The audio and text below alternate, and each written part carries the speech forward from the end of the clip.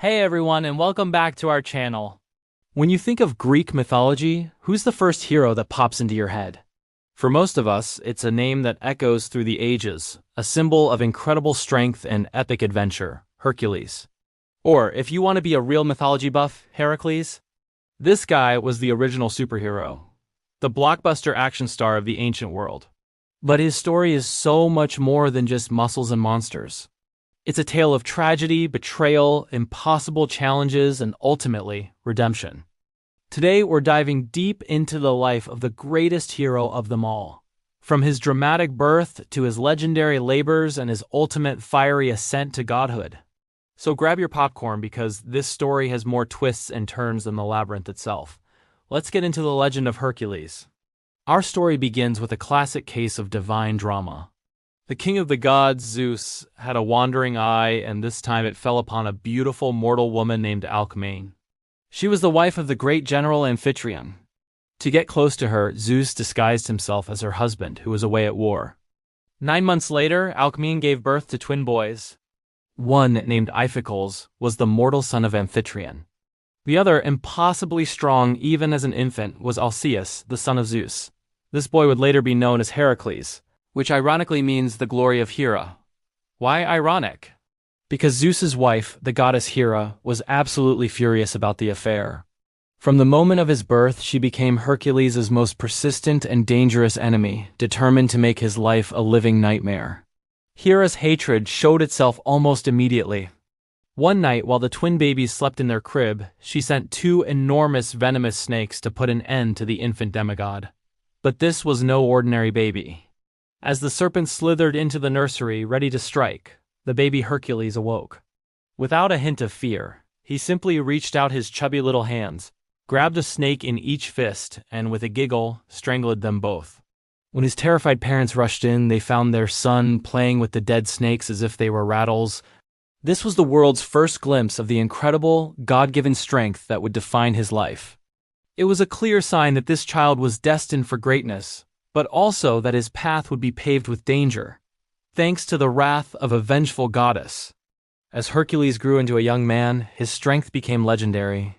He was trained in all the heroic arts: chariot racing, wrestling, archery, and sword fighting. His tutors were the best of the best, including the wise centaur Chiron. But his immense power was often a double-edged sword. He had a notoriously short temper, and his strength, combined with his anger, could be catastrophic. Despite this, he found love with Megaera, the daughter of the king of Thebes, and they started a beautiful family. For a while, it seemed like Hercules might actually find peace and happiness, but Hera hadn't forgotten him. Waiting for the perfect moment of domestic bliss, she cast a spell of madness upon him. In a fit of delusion, Hercules saw his wife and children as monstrous enemies, and in a horrifying tragedy, he killed them. When the madness finally lifted, Hercules was consumed by an ocean of grief and guilt. The weight of his actions was unbearable. Desperate for a way to atone for his terrible sin, he traveled to the oracle at Delphi to seek guidance. The oracle, a priestess who spoke for the god Apollo, told him that to purify himself, he must serve his cousin, King Eurystheus of Mycenae, for 12 years. Eurystheus, a man who was both jealous and terrified of Hercules' power and secretly influenced by Hera, decided to give Hercules 10 seemingly impossible tasks. These tasks, which would later become 12, are known to history as the 12 labors of Hercules. This was not just a punishment. It was a path to redemption. Each labor was designed to be deadly, a test not just of his strength, but of his wit, courage, and endurance. His first labor was to kill the Nemean lion, a monstrous beast whose golden fur was impervious to all weapons. Swords, arrows, and spears just bounced right off its hide. After tracking the lion to its cave, Hercules realized his weapons were useless. So, what did he do? He blocked one of the cave's entrances and cornered the beast. He then abandoned his weapons and wrestled the lion with his bare hands, ultimately choking it to death. To prove his success, he needed to bring back its skin. But how do you skin an unskinnable lion? In a stroke of genius, Hercules used the lion's own razor-sharp claws to cut through its hide. From that day on, he wore the lion's pelt as his signature armor, a terrifying and unmistakable symbol of his power. Next up, the Lernaean Hydra. This was a venomous, multi-headed water serpent that lived in the swamps of Lerna. The problem wasn't just its many heads. It was that for every one head you chopped off, two more would grow back in its place. To make matters worse, its breath was deadly poison. Hercules realized he couldn't do this one alone. He brought his nephew Iolaus to help. As Hercules sliced off a head with his sword, Iolaus would immediately rush in with a flaming torch and cauterize the stump, preventing new heads from growing. Finally, only the one immortal head remained. Hercules chopped it off and buried it deep beneath a massive rock. He then dipped his arrows in the Hydra's poisonous blood, making them incredibly lethal weapons that would come in handy in later adventures. For his third labor, Hercules was tasked with capturing the Ceryneian hind, a deer so fast it could outrun an arrow. This creature was sacred to Artemis, the goddess of the hunt, so he couldn't harm it. This wasn't a test of strength, but of stamina and patience. Hercules pursued the hind relentlessly for an entire year, chasing it across mountains and through forests. Finally, exhausted, the hind stopped to drink, and Hercules managed to catch it. He gently bound its legs and carried it back to Eurystheus, making sure to explain to an understandably annoyed Artemis what had happened. She forgave him, recognizing he was bound by the god's will. This labor proved Hercules was more than just a brute. He was patient and respectful of the divine. His labors continued to test him in new ways. He had to capture the Erymanthian boar, a giant destructive pig. He chased it up a snow-covered mountain until it was exhausted and trapped in a deep snowdrift. He trapped the Stymphalian birds, man-eating birds with bronze beaks and claws, by using a rattle to scare them into the air and then shooting them down. Then came one of his most humbling tasks, cleaning the Augean stables. King Augeas owned thousands of cattle, and their stables hadn't been cleaned in 30 years. The filth was monumental. Instead of shoveling, Hercules used his brains. He rerouted two entire rivers, the Alpheus and the Peneus, to flow through the stables, washing them clean in a single day. He even tried to get paid for it. The labors then took him to the far corners of the known world. He had to capture the Cretan bull, a magnificent and savage beast that was terrorizing the island of Crete. He wrestled it into submission and sailed it back to the mainland. He journeyed to Thrace to steal the Mars of Diomedes, horses that were trained to eat human flesh. After a brutal fight where he fed their own evil master to them, the horses became calm and he led them away. For his ninth labor, he was sent to retrieve the girdle of Hippolyta, the queen of the Amazons. At first, Hippolyta was impressed by Hercules and freely offered him her belt, but of course, Hera interfered. Disguised as an Amazon, she spread a rumor that Hercules was there to kidnap their queen. A massive battle broke out, and in the tragic confusion, Hercules killed Hippolyta and took the girdle. His 10th labor was one of his most challenging, to steal the cattle of the three-bodied giant, Geryon, who lived on a mythical island at the edge of the world. To get there, Hercules, frustrated by the heat, actually shot an arrow at the sun god, Helios.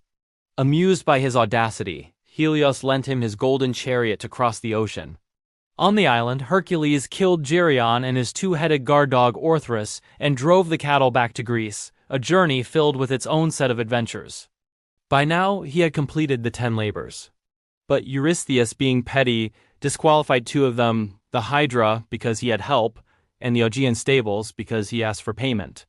So 2 more were added. The final 2 labors took him beyond the realm of mortals. The 11th was to steal the golden apples of the Hesperides, which were a wedding gift to Hera. Guarded by a 100-headed dragon named Ladon, Hercules didn't know where the garden was, so on his journey he ran into the Titan Atlas, who was condemned to hold the heavens on his shoulders. Hercules made a deal. He would hold up the sky if Atlas would go get the apples for him. Atlas agreed, but when he returned with the apples, he tried to trick Hercules into holding the sky forever. Hercules, ever the quick thinker, pretended to agree but asked Atlas to just take it back for a second so he could adjust his cloak for comfort. The moment Atlas took the weight back, Hercules grabbed the apples and ran. Finally, the 12th labor, the most dangerous of all, to go to the underworld and bring back Cerberus, the 3-headed guard dog of Hades. Hercules descended into the realm of the dead, a place no mortal was meant to see and return from. He confronted Hades himself, who agreed to let him borrow Cerberus, but only if he could subdue the beast without using any weapons. Hercules found the monstrous dog and began to wrestle it. Cerberus thrashed, its 3 heads snapping and its serpent tail whipping, but Hercules' grip was like iron. He squeezed until the beast submitted, dragged it all the way to King Eurystheus, who was so terrified he hid in a large pot, and then, as promised, he returned the monstrous dog unharmed to the underworld. With the 12 labors complete, Hercules was finally purified of his sin. His name was sung across Greece.